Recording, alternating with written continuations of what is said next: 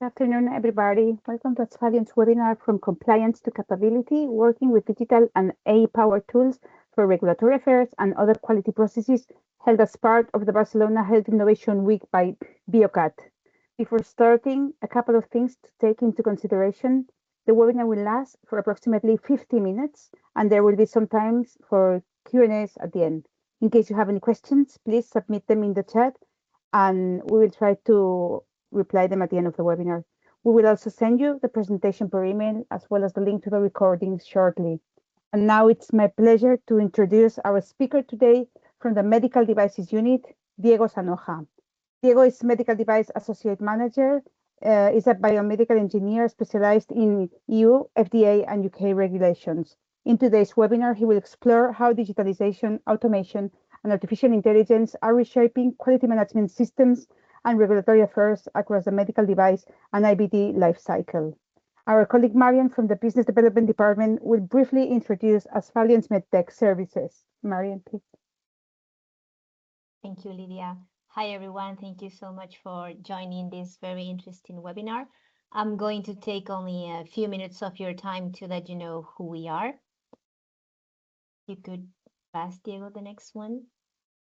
Perfect. So we are from the MedTech unit of Asphalian. We are a leading consultancy and solutions provider of regulatory, scientific, and safety services. Our headquarters are in Barcelona, but we also have offices in Madrid, Munich, and London. Let's say we have 25 years of experience. This is the picture taken last year where we were actually celebrating that huge success. And over that time, we have advised more than 1,000 clients and participated in more than 5,000 projects. So quite shortly, this is just to give you an overview. We cover 360-degree services in the MedTech business. This means that we cover medical devices, in vitro diagnostics. We also cover medical devices software, including AI or without AI. And this 360 approach also allows us to cover both Europe, FDA, UK, the United Kingdom, and other quality management systems such as MDSAP.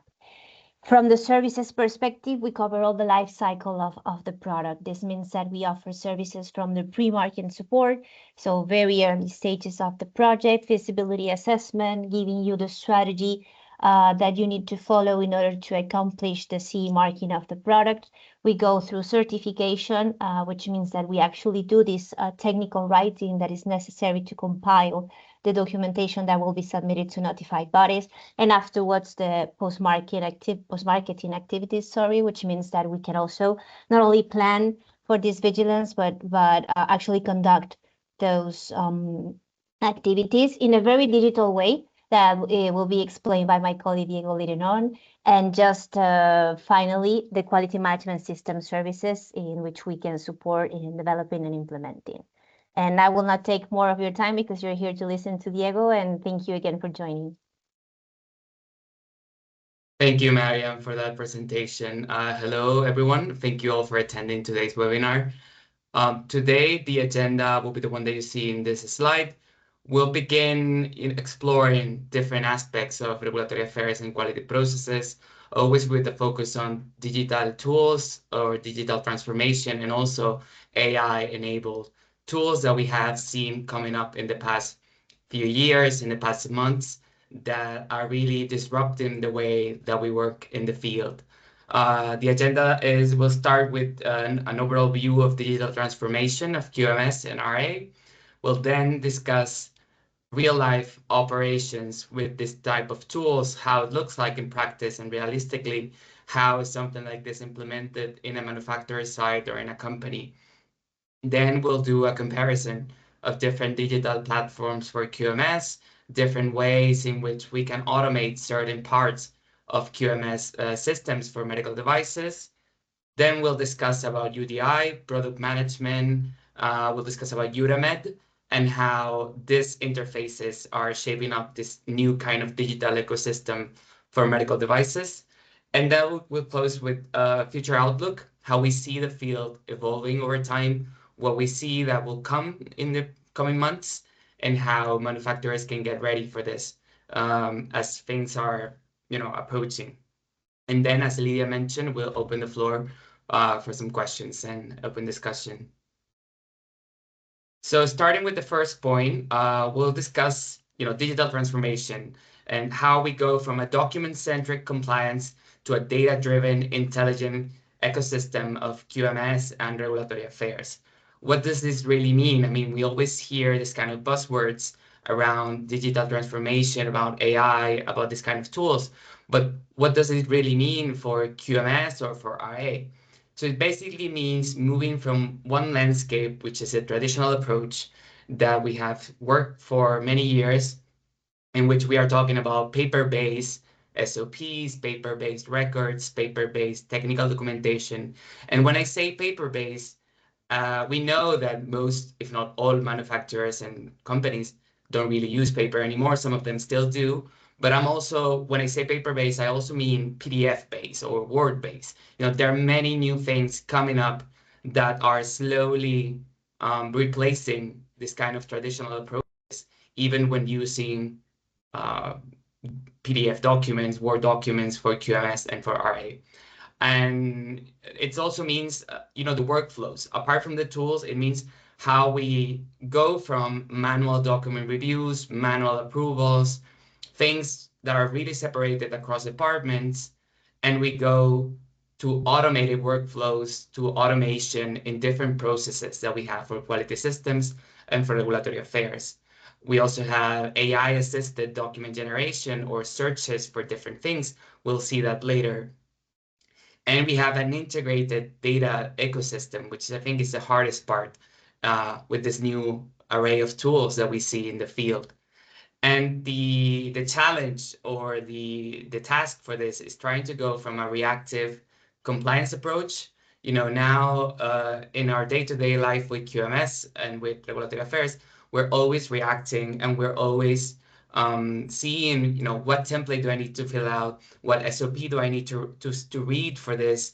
Do I need to do a review because I'm at the 6 months or we passed Q2 and I need to do a quarterly CAPA review? And moving to a more proactive, regulatory intelligence or QMS approach in which we make use of the tools that we have to be proactive, in checking new standards, in checking issues in vigilance databases, in automating CAPA reviews, automating management reviews, these kind of things that we can do to make the work faster, easier, and more comfortable for the teams that are working in QMS and RA, and also trying to reduce the errors in submissions. QA and RA are both fields that sometimes have a lot of repetition in specific data that needs to be consistent all the time. So for example, if we have the intended use of our product in 20 different files, it's prone to error. And if it's done manually without any kind of digital validation. So moving to a digital ecosystem means all of this, having this kind of checks and balances and trying to make things easier, but trying to do it correctly. We'll see how we can go step by step in this kind of elements.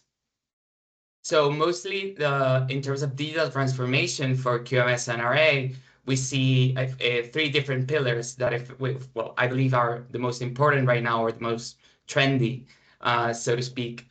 For one part, artificial intelligence, we know and hear about this all the time. We hear all the buzz around AI, but how does it realistically impact the way that we work in quality or in regulatory affairs?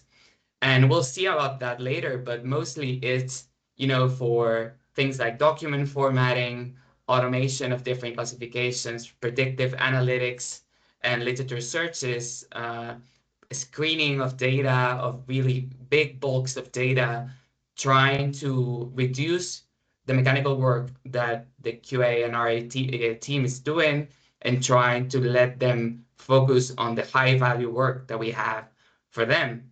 And this also leads to automation.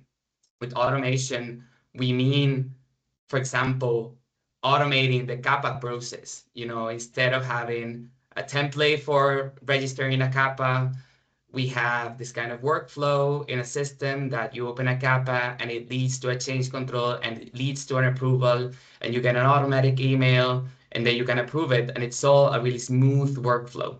And that's things that we can slowly implement in different manufacturers so they can save time and they can reduce errors. Also for submission tracking, if you're working with different markets and you want to keep track of different submissions, if you're working with change management, all these kind of things have some degree of possible automation. And also interoperability, now with the rise of Euramet, that will cover most fields in the EU, we have integration of Euramet with different platforms. For example, for submission of UDIs in Euramet, data exchange of products, submission of manufacturing incident reports, these kind of things that have a cross-system data flow. And the idea, the objective of all of this is to go from an RA and QA environment that is, takes that and makes it into a strategic asset for companies, investing and working on this instead of reacting to submissions, to deadlines. It can really provide a very high result because you reduce risks for products, you reduce recalls, you reduce non-conformities, you have a continuous improvement in KPIs, in analytics. You also can reveal trends, in market intelligence. If you take forward digital transformation in a manufacturer, you can probably evaluate competitor strategies, approval patterns across markets. You can be proactive in the way that you see, for example, if one market is softening the legislation and it's easier to get into the market, or there's a change in legislation in the EU, or a standard comes up new, these kind of things, you can be more proactive and make it easier. And you can also reduce your time to market, which I think is the most important part. If you have all this kind of pre-validated automated workflows, then compiling technical files will be faster and will be easier.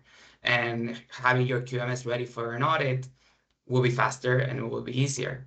So it's not all perfect, but there are small ways in which we can improve the day-to-day operations of a QMS in a company or the regulatory team. And that's the second point that I want to discuss, digital and AI-enabled regulatory and quality operations. What are the different, day-to-day activities that we can work with this? And one of the main points for this is, data validation and error reduction. There are many potential ways in which we can introduce digital systems and AI into day-to-day work.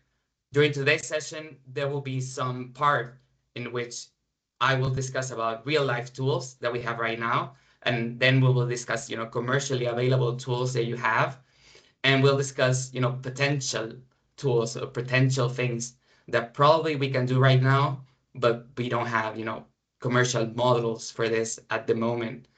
But right now, with the ability of different models that we have, we can think of a way in which, for example, for GSPRs, we can cross-reference against technical documentation for completeness. We could, with AI models, detect classification mismatches across product family. And also, not only with AI, but with digital programs, we can flag incomplete UDI data before Euramet submission. And this one, for example, is something that we have right now. Asphalion, we'll talk about later, but we have our own Euramet platform, which is called Aspha Euramate. And it is built and programmed in a way that when we upload 5,000 UDIs, it automatically flags the errors and inconsistencies in the data that will be errors when you submit to Euramet. So this saves time before Euramet submission. So it's not all AI, but having things in a digital way with different rules set out in your program, so you can reduce manual review time, you can have a faster detection of errors, and you have a higher consistency across dossiers. We have some tools right now that do this kind of consistency check between your CER, between your IFU, between your labeling, and you can have an interconnected technical file in which if you change the intended use in one document, it automatically changes in all of the documents. So these are things that actually do exist, and we'll see about it in a few slides from now. Some practical use cases, in our day-to-day work, how we see that things were before and how we see that they could be in the future with things that are available and things that are coming, in the future. For GSPRs, as I mentioned before, most of you, if you have worked with this, you know that before we had to do manual line-by-line review of over 20 GSPRs per device, and it's a very mechanical work that takes a lot of time. And we think of a potential way in which we can incorporate AI to map GSPRs and flag gaps, and the reviewer just validates this output and validates, the consistency with their knowledge of the process.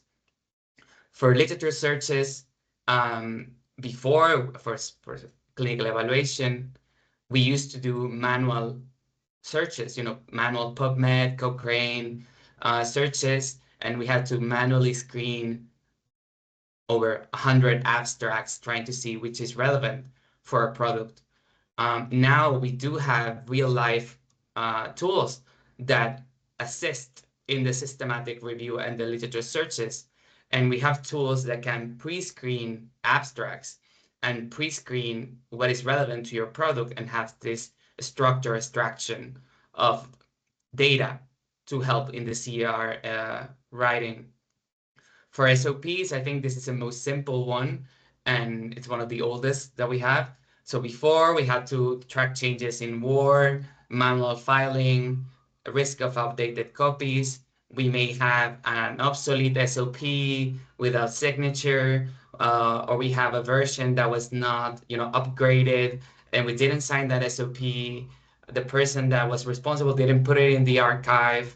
So now we have switched to different levels of automation for this. We have document management systems that have versioning, that have auto lock, that have electronic signatures. We have electronic QMS, which we will talk about that they can do different things, and different ways in which we can automate or digitize a bit the way we work with SOPs. And with vigilance monitoring, before and sometimes still today, we have to do this periodic review of the FDA's MOTH database or the German database or the Spanish database, and it was a more reactive approach. But now we find that we see real life tools that can do this automatic web scraping of these alert databases. And even some of these databases provide a connection to software tools, so you can get real life alerts from this kind of for adverse events, for product recalls, for field safety notices, and this kind of important elements for your device. And just so doing a quick deep dive into how we see potentially, for example, for clinical evaluations and for vigilance document preparation, an AI-assisted workflow at the end requires a qualified evaluator and a qualified medical writer, in which you need validation, you need good data quality, and you need this kind of approvals, even by regulatory requirements. You need to have the qualifications of the person that is authoring a CER. But with AI and with digital tools, we can reduce, the time that we take for, as I mentioned before, literature searches, automated abstract screening, relevance scoring, generating a first draft, defining scopes, all these kind of things are available right now. And they really can be implemented into the way that we work in day-to-day. At the end, when we have, at Asphalion, when we are working with a client and they ask us, what can I automate or what process can I work first in trying to find a tool that will make it easier, we find that there are like 4 different pillars for documentation or for workflows. There are tools for data input and classification. There are tools for document generation, for reviewing, and for submission and tracking. Depends really on the company. It depends really on their budget as well, because some of these tools are really expensive. Some of them are more cost effective. And it's a matter of seeing, what is the bottleneck in the manufacturing side, what is taking them more time, what they think is more mechanical work, which they can find a way to automate. So it's not a black and white approach. It's something that's a bit, step by step and customizable depending on the company and the way they work. Also depending, on the priorities that they have. In this side, we try to structure what we think it's the easiest things to automate or to digitize in a way. What things are coming up, there are some tools available, not all of them work very well, some are still being built. And then what we see, coming forward in the near term, medium term future. So for high priority, what we think it's an absolutely no-brainer for manufacturers, it's document control. We think this is step one, having a document management system, or trying to build your own. And we'll see later that, for example, with SharePoint, you can really create approval workflows with Power Automate, and it doesn't really cost anything. You can also buy software for document management systems. You have EDMS with Ready, you have Viva, you have other eQMSs that we'll talk about it. But there are ways to do this in a very simple approach. And you can automate, Kappa workflows, training record tracking and reminders, the effectiveness of training, UDI and UDAMED submission. If you have more than 100 UDIs, I would say automating this or using a software for this, it's the best possible option. For medium priority, we see literature searches and screening of articles for the CR or PR, change classification, supplier workflows, complaint intake, this kind of things. There are some tools, but some of them are still evolving.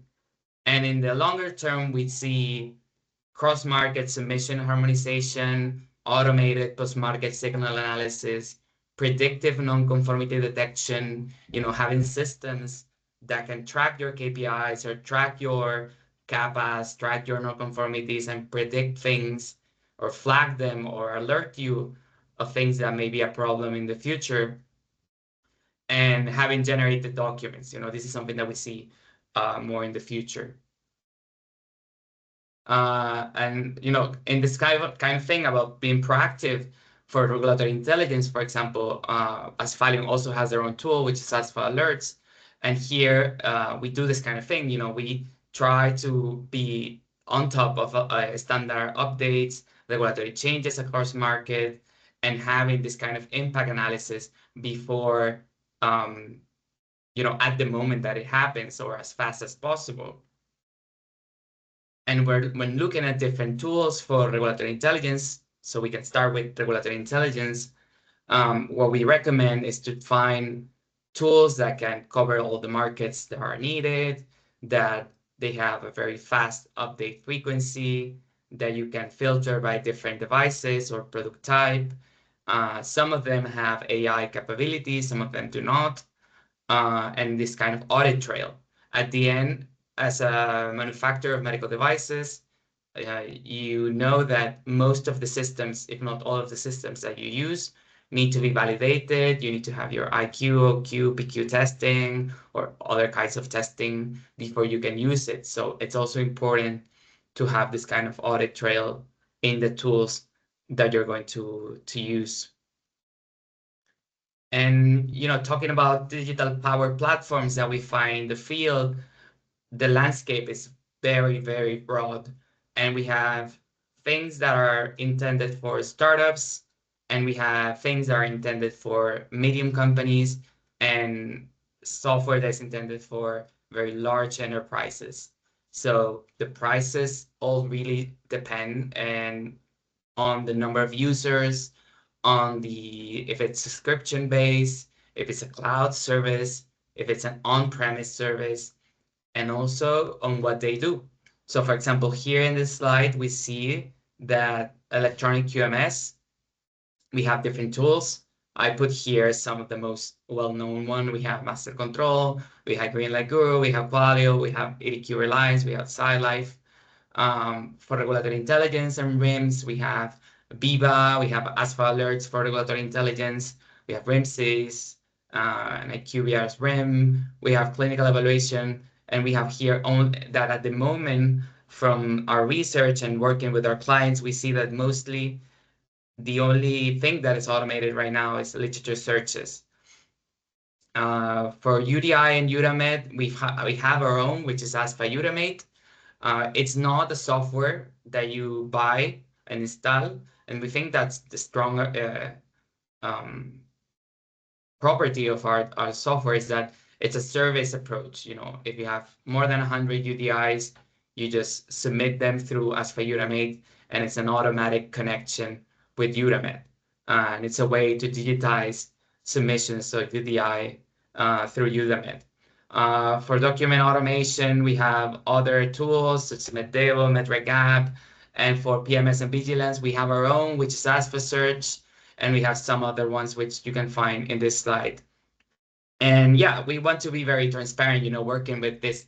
As we work with different clients, most of them have different ways of working with QMS or regulatory affairs. So we need to know about all of these different platforms that exist because it's a reality. I mean, we have to adapt to what the client wants. And if they want to work with one of these platforms, then we have to know about them. We have to know how to implement them, and we have to know how to defend them in a potential audit. The problem that we see before going into this slide is that sometimes manufacturers or startups jump into these tools before other possible priorities. For example, before training your staff in ISO 13485, or before really knowing what it means to have a QMS, or before even starting a clinical investigation for your device. So we think there are higher priorities that need to be covered before someone jumps into one of these software, because they, as I mentioned, they're very expensive, and it doesn't necessarily automatic mean that you're going to be compliant. So it requires work and it requires a big investment. So sometimes there are some DIY approaches that for small companies can be more useful, and we'll discuss about that later. And just to jump into Asphalian's digital ecosystem, we have right now at the moment these 4 tools that I wanted to highlight. So we have ASFA Search for literature monitoring. We have ASFA Digimedia for vigilance and active listening, for social media screening. We have ASFA Utamate, which is the one for UDI submission into Utamed. This one is intended for manufacturers that have, I think, over 50 or 100 UDIs. It's when it's really worth it to use this kind of tool. And then we have ASFA alerts for regulatory intelligence. So as you see at Asphalion, we try to be on top of this kind of things and on top of this kind of new tools and riding, this digital wave in a way that we can be proactive. And even though we are consultants, we try to do this kind of dual approach in which we can offer our knowledge, but also offer our tools and working with other tools if needed. So I think that's really what makes it a big, strength in the way that we work. So as I mentioned, what we think or what we recommend our clients when deciding on one of these tools, it's first, defining the problem. What is not working? Because it's not really our recommended strategy to say, no, I want to purchase an EQMS. I want to do it digitally. But, maybe you don't need one. Maybe you just need a document system, because maybe The rest of the things your team can manage correctly, and you just have to, keep track of versions and signatures. Or maybe you have trouble with CAPAs or with training, and you just want to automate that part. So first, we recommend to see, what is the current workflow, what are your bottlenecks, what errors or error-prone steps do you have, and what are your ways of solving this. Also, is your team ready for this kind of digital tools? It's very different working with an EQMS or with AI tools than doing things as the way we did them in the past. So you also need some kind of IT support or some consultant support to do this kind of readiness. And also evaluate if you have the capacity to build it or if you have the capacity to buy it. There are some things that you can build yourself or build with the help of consultants. And I'm not saying build, like create a new software, but automate some parts of your work with available tools. So, for example, with SharePoint, with Google Drive, there are things that you can automate very easily, but they require some degree of technical knowledge. And then most of these tools offer pilot programs. If you want to get to know one of these tools, you can get a pilot program, you can start working with them, and you can see, the time that you're reducing and if it's something that's worthwhile. And then the integration with other tools. One thing that we see is that sometimes clients buy one tool for ERP, they have one tool for EQMS, they have one tool for vigilance monitoring, and at the end, there are some things that don't really make sense if they're not connected. So you have to evaluate if it's something that it's worthwhile to you. And that jumps me to QMS, which I think is one of the most trendy, fields to have this kind of digital transformation. And we have the concept of EQMS. The concept of EQMS, it's mostly a way to say that we are centralizing all the quality process in a single digital platform, replacing fragmented paper-based and spreadsheet-driven approaches. In reality, what does this look like? Instead of having, your QMS in a SharePoint, in your Drive, in your Dropbox, or in your company document system, you have a platform that is programmed and that you have different modules for different tools. You can have document control with version management and electronic signatures. You can have workflows for CAPAs, for deviations. You can have audit management for automated scheduling of audits, training management, which is linked to document updates. So if you update a new SOP, it is automatically sent to everyone that needs to read it. And you have real-time dashboards of quality KPIs.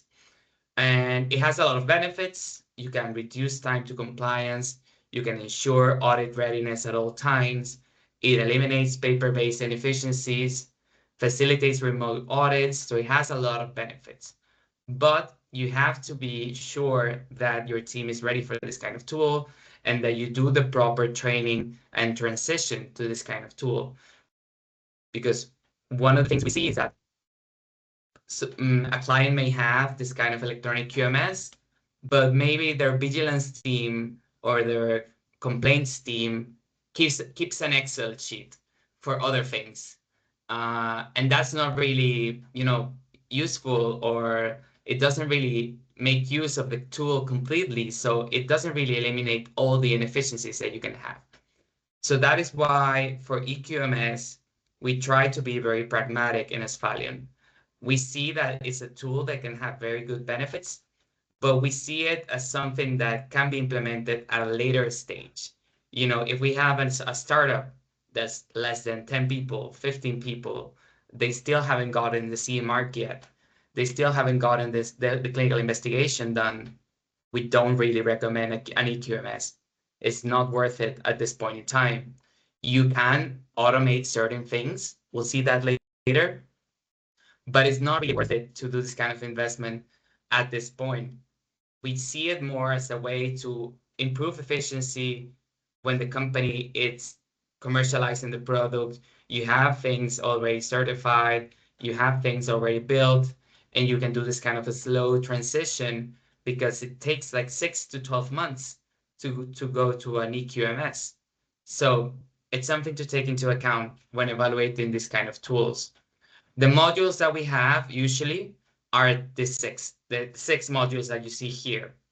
Most EQMSs cover all of these. Some of them do not.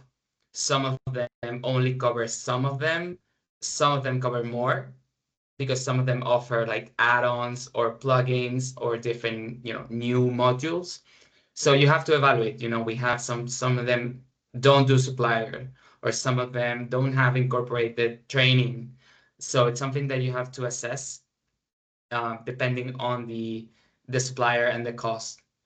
And as I mentioned, an implementation roadmap of electronic QMS realistically takes about 6 to 12 months because you need to first define what you want in your EQMS. You have to map all the QMS processes.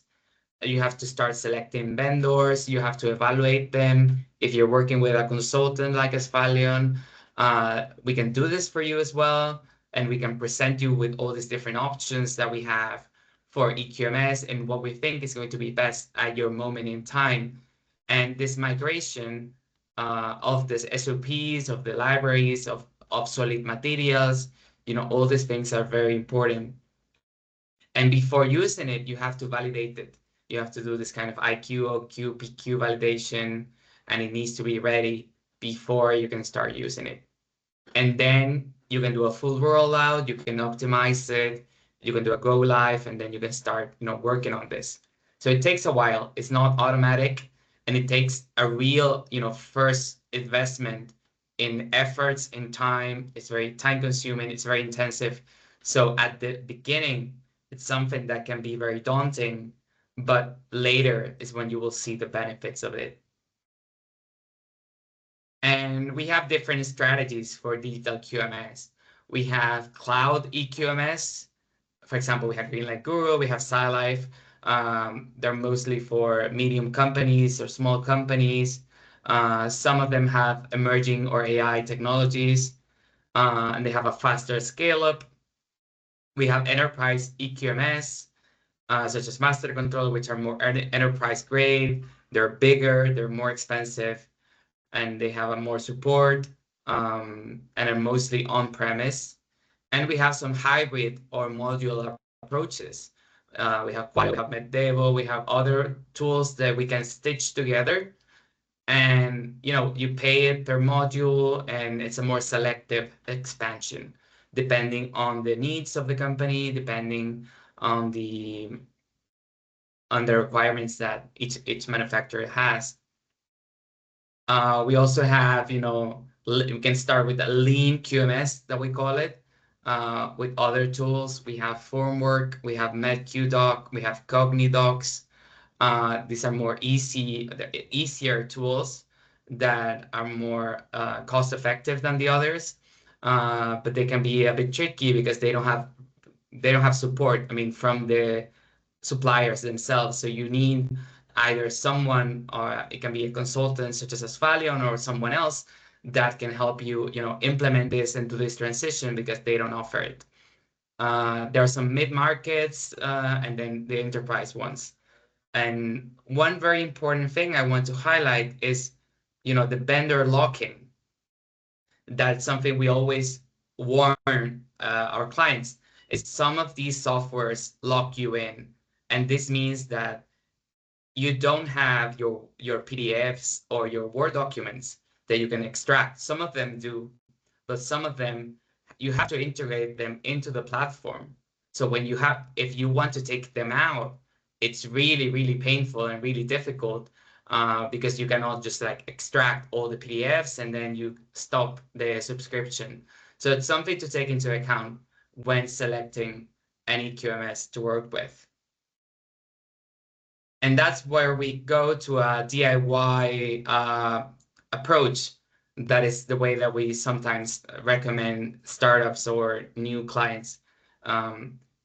With SharePoint, with Google Drive, there are very good ways to automate things that most people don't know of. With Power Automate, you can program workflows, you can program shortcuts, and you can do this kind of lists for CAPAs. You can also automate training. You can automate approvals using Adobe Sign or DocuSign extensions. And all of these, it's mostly free. I mean, I won't say it's completely free, but it's very feasible to do this without buying an electronic EQMS. However, if you're a medium-sized company and you are tired of working with PDFs and Word documents and you have your products on the market, then I will absolutely suggest, evaluate the possibility of an EQMS. You have lean options such as Formwork, MedQDoc. You have more complete options such as Qualio, Greenlight Guru. You have more the bigger ones with enterprise or top enterprise EQMS, and there are others which are more custom based. So it's up to the company and who is advising you to see what is the best fit for the operations, the number of devices. There are many factors that play into this. And you have to check, the integration with APIs, the user adoption, is it validated or pre-validated, and the cost. There are some which are per user, and there are some which are per module. This kind of things need to be evaluated beforehand. And it's a similar slide to the one about the implementation roadmap, but a case study, it's mostly, first, it's a complete project, having this kind of transition from paper-based or PDF-based to an EQMS or automating these processes. So you have to evaluate these vendors, you have to do the training, you have to do a new audit, you have to do this kind of pre-validation before anything can go live. So it's a really big project to take on, and it has to be assessed, and you can measure it with different KPIs, how achievable it is and how is it working for your company. We include here in this slide some, typical KPIs that you can use to measure, how after digital, how is it going for compliance? How is it going for CAPAs? So it's up to you to check that. Now, going to block 4 about UDI and product data management as a digital process. Here in this slide, we see, realistically, well, not realistically, sorry, ideally, what will be the ideal situation? We will have a unified data hub for our product, and then we have small different complements, our ERP system, labeling system, Udemy, internal EQMS, UDI registry. However, this is not really realistic. We have a ton of different tools. We have a ton of different documents. It's not really as pretty as we have this ideal scenario. And with Udemy, it's one of the things that we are trying, well, the European Commission is trying to solve, trying to unify everything into a single digital ecosystem. At the moment, we have only 3 modules, but they will start coming. They will start coming, and at the end, the idea is that everything lives together in Udemy, and we can track we can do some vigilance submissions, clinical investigation submissions. We can manage, devices there, our actor registration. All of this is to be done in Udemy, or that is the idea. What I think is the most important one is module 2, device registration, because I think it's one of the easiest to digitize completely. We have 3 different ways of uploading data in Udemy. We have manual upload, we have the bulk upload, and we have the machine to machine. And it goes from more manual to less manual. And it depends on the number of UDIs. If you have 20 UDIs, I would say do it manually. If you have 500, 2,000 or 3,000 or 10,000, then I would suggest going for a machine-to-machine interface. And that's where our solution as Udemy comes in. As you know, the deadline for registering in Udemy is November of this year. And for May, 28th of May for new products. And this tool is mostly just to do this kind of massive upload of data into Udemy with no manual data entry into the Udemy database. So it's one of the digital challenges that we at Asphalion have taken on, because talking with manufacturers, for example, last year in Medica, we talked with big manufacturers of different countries when they had like 10,000 UDIs, and they told us like they were spending 4 months uploading data manually into Uramed. So it's a big problem, and it's one that we want to tackle with this kind of tools. And as I mentioned, if you have less than 100 UDIs, I wouldn't suggest going digital. I don't think it's worth it. But if you have more than 100, then I would say it's worth it. So looking at digital tools and AI tools, you really have to be realistic and say, is it worth it? I mean, would I really save time? Because sometimes we hear AI, digital transformation all the time as a buzzword, but sometimes if done incorrectly, it would take more time than if you do it manually. So you have to be really realistic and reasonable when using these kind of tools. So just to give you, the deadlines for Uramed and the key timelines that we're working, we expect that this year will be the critical year for Uramed, and that by next year, we will see this kind of digital ecosystem for medical devices in a more centralized way. And if the company is digital and you're working digitally, then I think, or we believe, that it will be easier to also work with the authorities and with the notified bodies in this environment as Uramed, that also will be going digital.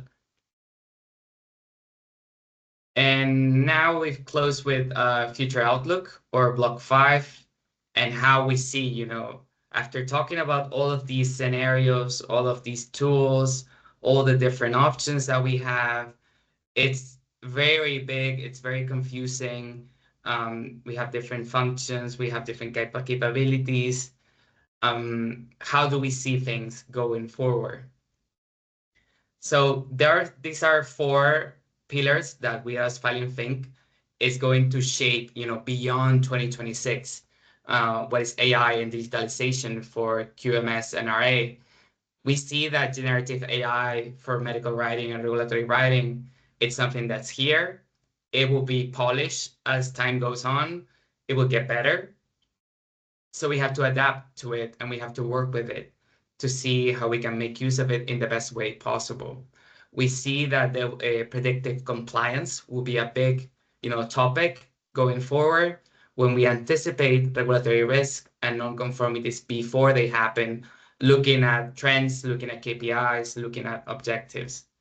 We see global harmonization engines, mapping requirements across markets simultaneously. If you have your technical file and you can, in real time, compare with MDR, MDSAP, FDA, and, this kind of global harmonization. And we also see possible in the future autonomous PMS system for post-market surveillance, this AI-driven signal detection and trend analysis from real-world data. But most of these things are still, to come. Maybe they will not come, but we see, the capabilities that we have right now, and that we see it as something that's completely possible in the near future. But all of the things that we have talked about, we always have to take into account the regulation that comes with it. We're talking about the Artificial Intelligence Act and how it categorizes high-risk systems, low-risk systems, AI system deployers, the documentation that these tools need to have, the validation that they need to have. Most of these are not really high-risk systems, so they don't need the CE mark, such as software as a medical device with AI, but they need to comply with the AI Act for traceability, transparency. We need to be very careful about bias monitoring, about data quality, always keeping a human in the loop for decisions, validation before submission. So all of these things are very, very critical when working with AI in the future. And, the interoperability with other platforms, and that this all comes together in a good way, taking into consideration what the regulations say, because we work with regulation. So the tools that we work with have to comply with this correctly. And the take-home message for me when I want to really highlight when working with this kind of tools is that yes, there's a good amount of tools that you can use to automate processes. Not all of them are AI. Some of them are very simple and have been in the field for quite a while. Some of them are AI and they are valuable, but you need to be very careful at the stage in which you want to implement this kind of tools, the cost of them, if they will really improve your system, or if they will take you more time to implement. And prepare for the AI Act, prepare for the different regulations that this will take. And I think the most important message is working with your team and seeing and investing in the people that will use these tools, because the technology alone will not transform anything if the people that use it don't know how to use it, if they are not trained appropriately, if you don't have a realistic transition timeline. All of these things are almost as important as the tool. So I think that's my take-home message, when working with these different tools. And I think that's it. And thank you, everyone, for attending. I hope this was useful to all of you.